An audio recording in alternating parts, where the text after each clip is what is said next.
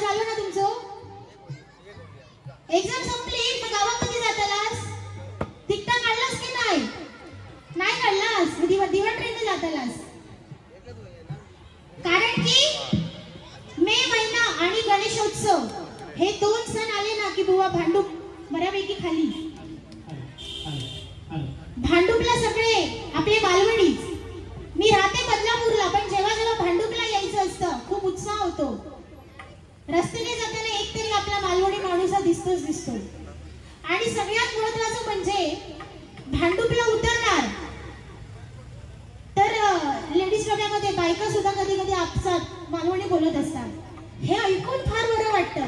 नाही तर बदलापूरला काय झालं बला, काय झालं बला, सगळे आगरी माणसं आहेत. मालवणी फार दुर्मिळ ऐकायला मिळतं. पण आपल्या भांडूपमध्ये जे मालवणी असं ना तर दुनियेत खय नाही बुवा. असो, आपण सगळे बहुसंख्येने या ठिकाणी उपस्थिती लावलात, फार फार बरं वाटतंय. तरी पण बरेच रसिक माईबाप आपण या ठिकाणी उभे आहात. आपल्याला विनंती आहे, प्लीज आपण स्थानापन्न व्हावं.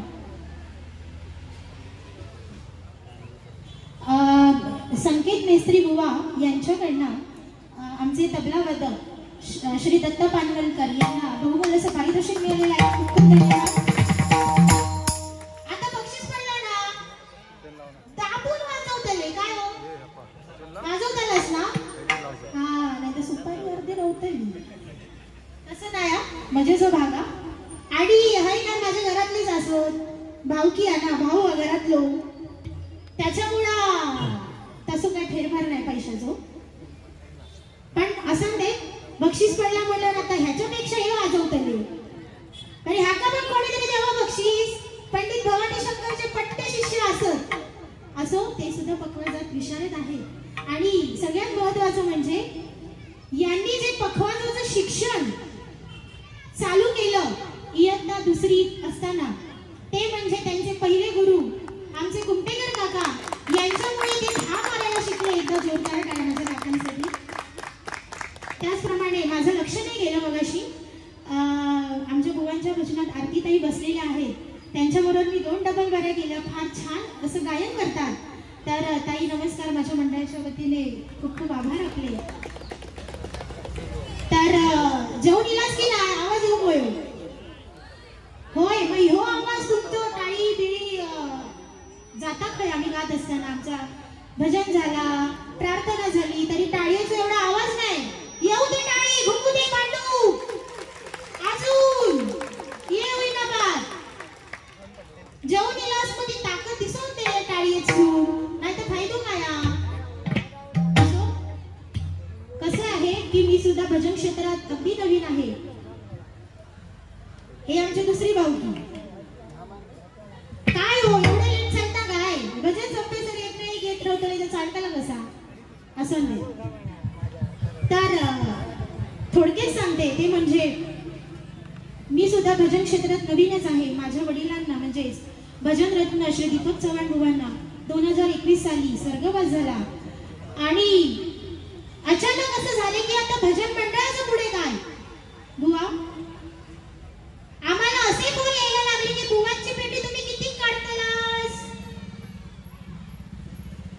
मग बुवांच्या झिलाक वाजून कोण घेतलं. अशा गोष्टी झाल्या.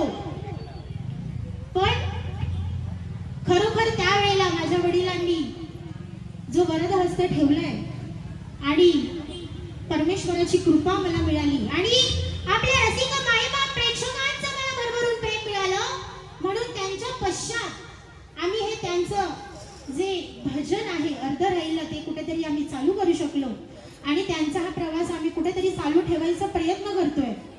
आमच्याकडनं चुका होत आहेत नाही असे नाही, पण जे करतोय ते अगदी प्रामाणिकपणे करायचा नक्की प्रयत्न करतोय.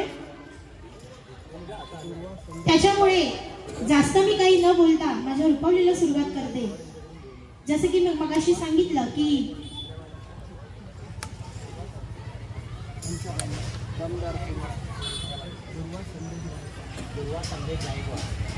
श्री दुर्वा संदेश गायकवाड यांच्याकडनं दुसऱ्या पारीसाठी बहुमोल असं पारितोषिक मिळालेलं आहे. खूप खूप धन्यवाद. मंडळाच्या वतीने आभार मानते. भांडूप म्हटलं की आध्यात्मिक वातावरण असणार असं आपलं ठिकाण. खय जावा सॉरी गल्ली गोळ्यातला सत्यनारायणाची पूजा असतात आणि शिर्डीच्या पालख्या ह्या सुद्धा खूप बहुप्रमाणात निघतात आणि प्रत्येक घरात ना एक तरी सदस्य त्या शिर्डीच्या पालखीमध्ये सामील असतो आणि हे भाग्य दुसरे कुठेही नाही, माझ्या भांडूप मध्ये आहे. आणि याचा मला अभिमान आहे की माझं भांडूप आज आध्यात्मिक असं एक छोटंसं स्टेशन आहे आणि आत्ताच्या 21व्या शतकात ही अशी आध्यात्मिकता आणि देवाचं नामस्मरण करण्याची ही काही गोष्ट कुठे दिसत नाही, पण माझ्या भांडूप मध्ये दिसते. याचा मला खूप सार्थक अभिमान आहे. माझ्या रुपावलीला मी सुरुवात करते.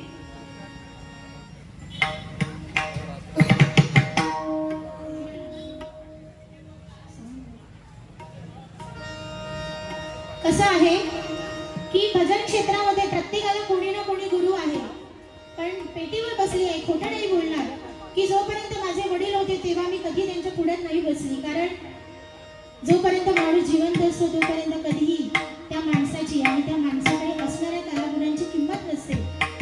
पण ते जेव्हा आमच्यातनं निघून गेले आणि हे सगळं ओस पडलं तेव्हा आम्ही सगळ्या गोष्टी करायचा प्रयत्न करतोय. पण बुवांचं जे काही साहित्य आहे, ज्या भजनांच्या गोष्टी आहेत, मग ते भजन असो, प्रार्थना असो, गवळण असो, किती दिवस आम्ही तीच म्हणणार. आपलंही काहीतरी यायला पाहिजे म्हणून छोटासा प्रयत्न आम्ही कुठे ना कुठे करतो आहे.